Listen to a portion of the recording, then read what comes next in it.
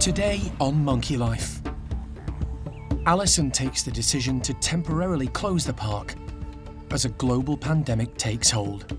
Monkeys, apes, prosimians, great apes, human beings, all of us primates, and all of us being able to share viruses and disease. So I was concerned about all of those things. The team's work continues, especially when one-eyed chimp Clin suffers a life-threatening injury. It's split in such a way that both the inner line of the eyelid and the outer eyelid is damaged. And Orangutan Awan shows even in troubling times, youngsters will still do their best to find fun.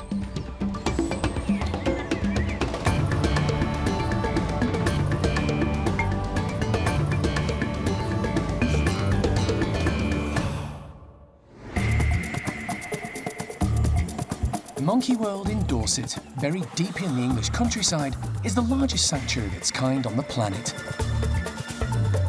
The team, led by Dr. Alison Cronin, rescue and rehabilitate abused and unwanted primates from all over the world. She's fantastic, beautiful chimp, really good shape. The park provides a home for more than 260 monkeys and apes from 24 different species.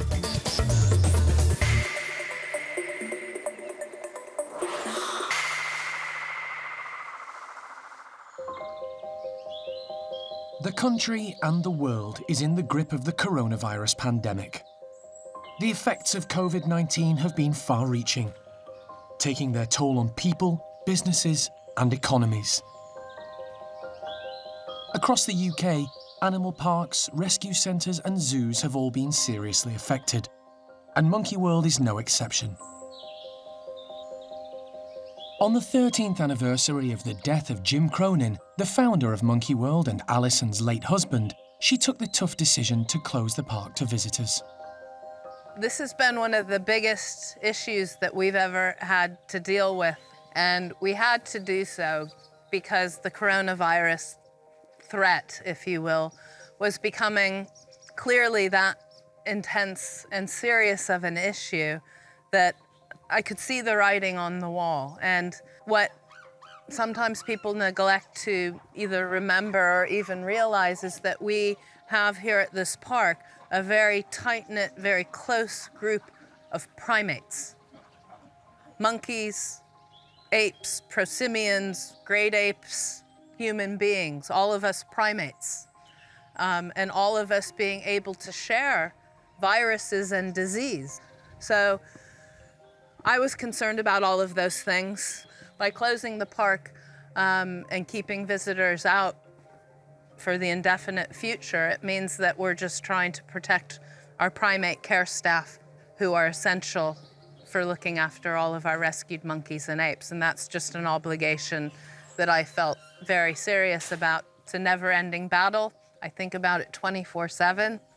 Doesn't stop. The health and safety of the primate care team is the main priority, but protecting their charges is another significant issue. The COVID-19 pandemic presents a significant threat to human life, but it's also a potentially deadly situation for primates, particularly great apes. Our closest living relatives, they share more than 96% of human DNA and are susceptible to catching human diseases. The fact that COVID-19 can be fatal for humans leads experts to fear it could also prove devastating to great apes. Over the years, any number of viruses have sprung up from wildlife populations, whether it be in Africa or in Asia. And what is clear is that our close genetic relationship with the great apes potentially makes them more susceptible to sharing these viruses than perhaps the smaller monkeys. I hesitate when I'm saying all of this because there is no concrete evidence or proof or long-term studies on any of these things. But this particular strain, COVID-19, has quite a profound effect on people, and its transmission is alarmingly quick and efficient. And so that's the concern. What happens to a group of captive chimpanzees if their human carers bring it to them? To be honest, the unknown is perhaps the greatest sort of scare of all. We just don't know. Maybe it wouldn't affect them at all, but it's a risk we can't take. Aware the situation is likely to last for some time, the park has started to stock up on vital supplies of food and medicines for the primates, plus essential PPE for the staff. It's a notable change to the care team's working environment. Very, very different working here at the moment. Obviously, we're being very, very careful with everything that we do, trying to keep to the social distancing rules. So yeah, we're being very, very careful with everything. I'd say general work-wise, we've had to slow down a little bit with regards to going in and out of the houses and things like that to get out with our gloves and our masks and the PPE that we need to wear to make sure that we keep the animals safe. So it certainly is very different, but we're keeping going and doing the best we can with it. Life is very different for all the monkeys and apes too. Gone is the personal interaction with the keepers. Look at them, Patricia, I just got to play with them. Unless needed for medical conditions or administering drugs. But the biggest difference for everyone at the park is the lack of visitors. How this will affect the primates remains to be seen. What's very, very clear is that especially the chimpanzees, but I would include a lot of the other primates as well, love seeing visitors and are sort of looking around now because there are no people to check out. They love checking people out, and a lot of the time they even engage with our visitors and play, you know, games of chase back and forth from the windows, but it's always on their own terms. That's been taken away from them now. And it's not just the chimps. Donna looks after the park's 5 capuchin groups. It's difficult to tell how much it's affecting the capuchins. Some of the individuals do interact with the public a lot. Some of them don't really pay any attention at all. But it may well be that without the public here, we do see a bit of change between the interactions of individuals as well. So time will tell really, but it is a very different atmosphere at the moment. The situation may be tough, but Alison is always looking for the positives. Upside, I suppose. And I always try and balance things out and not get too focused on any one thing. Upside is that it encourages them to be more involved with each other. And that's a good thing. But they're definitely missing not seeing all of our visitors, for sure. It's a quiet and different place now, and not better for it. With no end in sight and guidelines and rules changing weekly, the team at Monkey World are trying to adapt to the new normal as best they can. Nothing is ever going to be foolproof, but we've tried to cover every aspect of where there's going to be overlap, where disease could enter the park, and how we're going to mitigate it finding its way to our rescued primates. So everybody is working really hard and dedicated, giving days off and stuff, and I'm just trying to keep my eye on the ball and make sure that we have enough money to ride through all of this and to carry on at the same standard of care because, you know, I don't want any of the monkeys or apes to have a lesser quality of life just because, once again, human beings have done something that affects them. The nation may be in lockdown, but for the primates and staff at the park, life continues, albeit with some added precautions. Kat is busy setting Tuan's orangutan group a challenge. She's attempting to put large pieces of melon into specially designed puzzle feeders. Unfortunately, I'm not an orangutan and I only have 2 hands. It's proving to be something of a test for her too. My hands are nowhere near as strong as an orangutan's, and then they've got 4 of them. So hopefully for them, it won't be as quite as tricky as it is for me. But obviously I'm putting it inside. Once this is fastened, the holes are much smaller, so they're going to have to really manipulate the hose and then using their nails break up the melon inside. So it's going to be really a challenge for them, even though they are very clever and very strong. So hopefully it will keep them busy for a good long time. The feeders are a useful way of hiding breakfast. It was pretty tricky putting the melons in, so they should be pretty tough to get out. The group, led by Tuan, are let into the enclosure. Normally the feeders are suspended, but today Kat is giving her charges an easier option by throwing them in so they can tackle them where they fall.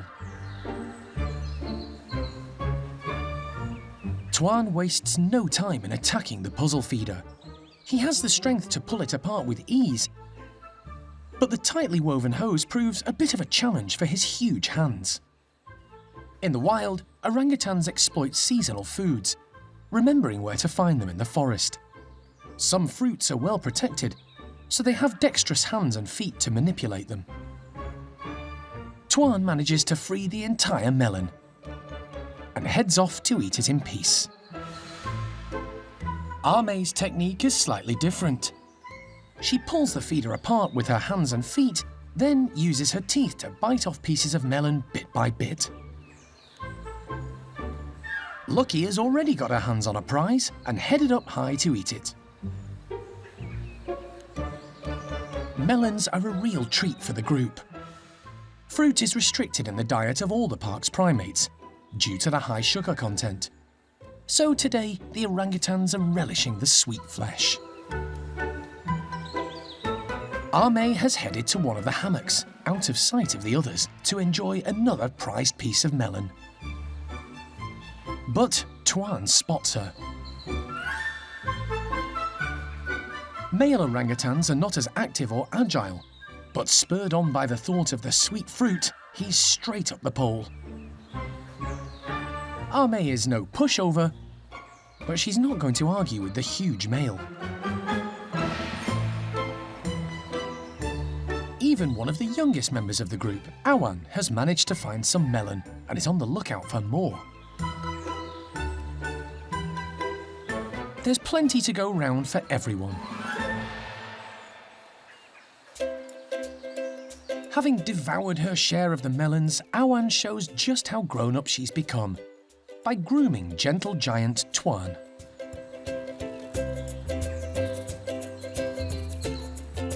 But she's still a youngster at heart.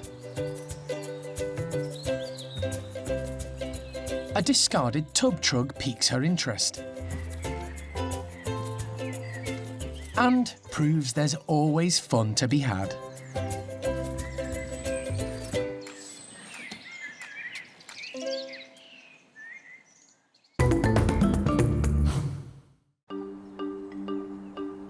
In the wild, chimps can be volatile, and conflict is common within groups, although they do also form political alliances with others to maintain their status.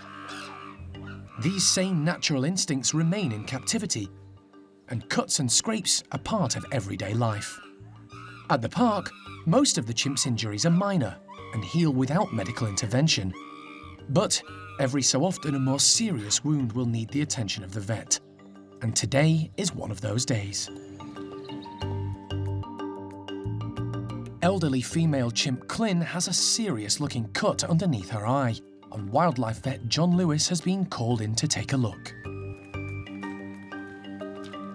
The situation is made more difficult because the park, along with the whole country, is still in lockdown, and Clin's history means she needs immediate attention. Clin actually only has one eye. She came to us with only one eye from the lab, and that lower eyelid has split the rim or the margin of the eyelid, which means as it heals, it could heal sort of pulling away so that when she blinks, her eye isn't kept moist. It could also leave sort of a bit of a gaping situation where grass seeds or soil or muck could get in. And with only one eye, we really need to err on the side of caution and make sure that we get that lower eyelid repaired and fixed. We can't have a blind chimp.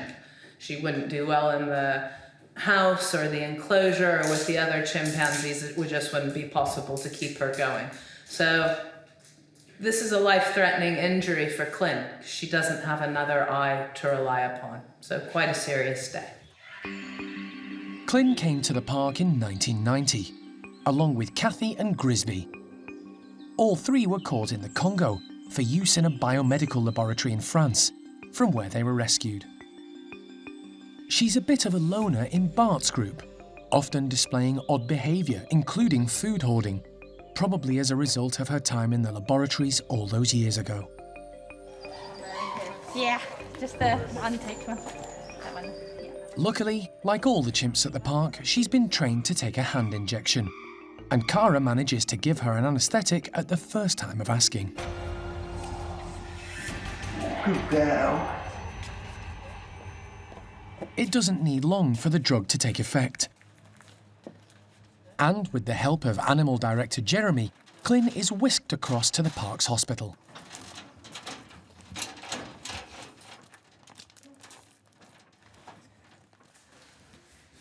The chimp team take the opportunity to weigh Clin before she's intubated. Then, John can get his first good close-up look at the damage under her eye. It's split in such a way that both the inner line of the eyelid and the outer eyelid is damaged. Chimps make an awful mess of each other. They can do a lot of damage, and presumably somebody's done that to her. It's going to be an extremely intricate operation, not helped by the swelling around the wound. Unfortunately, that bit belongs in there. Well, that can be done. Okay. It's doable, I think, in a reasonable fashion. John will need to realign both the inner and outer eyelid and carefully stitch it so that the tear duct can function properly. Without this, Clin's eyesight will be dramatically impaired, and for a chimp with only one eye, that would be a disaster. Looks getting a bit better. It may be a small cut, but it requires a steady hand and plenty of patience. Clin's future is in the balance, but John is an expert and takes his time. After numerous stitches, he manages to successfully close the wound. That looks okay. It gets more tricky down here. But I don't think we can do much better than that. I think that's quite good, actually. The delicate part of the operation is over, but there's plenty of hard work ahead for the care team. Once Clin is returned to the house, they'll need to watch over her and ensure she doesn't damage the stitches so the wound can heal. She's given pain relief and antibiotics and will have to be kept isolated until the team are happy she's recovered enough to mix with the rest of the group again.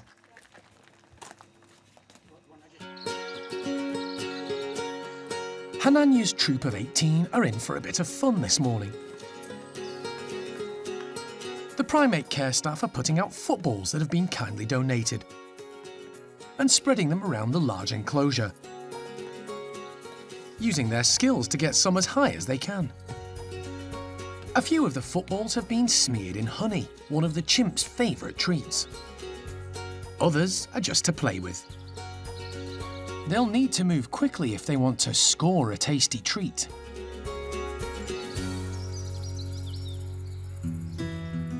Cherry leads the way out, along with some of the other more dominant females. But there's a distinct lack of excitement amongst the group this morning. The footballs fail to catch their attention. Even leader Hananya is more interested in searching for bits of browse and vegetables put out for breakfast, bypassing the honey-smeared balls.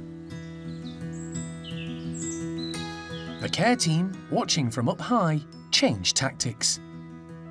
To grab the chimp's attention, they throw in some extra footballs. Over his head. Hey, Nat. Patricia. The group can't ignore incoming shots heading their way. Patricia is straight on the ball. And two of her teammates, Arthur and high-ranking female Johnny, join her for an inspection. The scent of sweet honey has got their attention. Arthur heads off to find his own ball. But is it a honey treat or an own goal? Cherry has definitely struck lucky with hers. The group clearly have a taste for the task now, and there are plenty of balls to go around for everyone.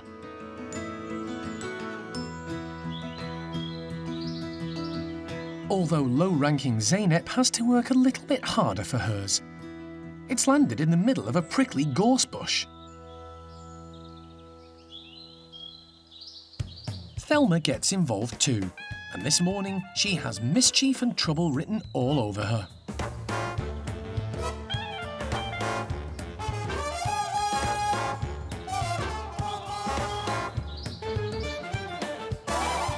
She's now 6 and fast heading to those awkward teenage type years where she's not quite yet an adult and needs to find her place in the group.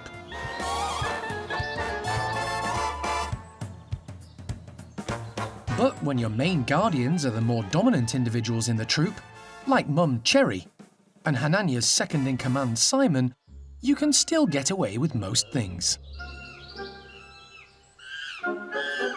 And she knows it.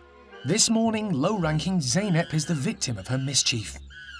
Thelma is well aware her privileged position will protect her from any retribution. Leader Hananya finds himself in the middle of the melee and attempts to calm things down. But Thelma is proving to be a little terror and keeps on provoking poor Zeynep. Hananya has had enough and steps in to put Thelma in her place. Trouble averted, it's time to relax. Cherry and Cookie lap up the sunshine, while some of the group set off on the morning patrol. But Patricia hasn't given up on the balls just yet. The honey may be gone, but she wants to make sure nothing is hidden inside.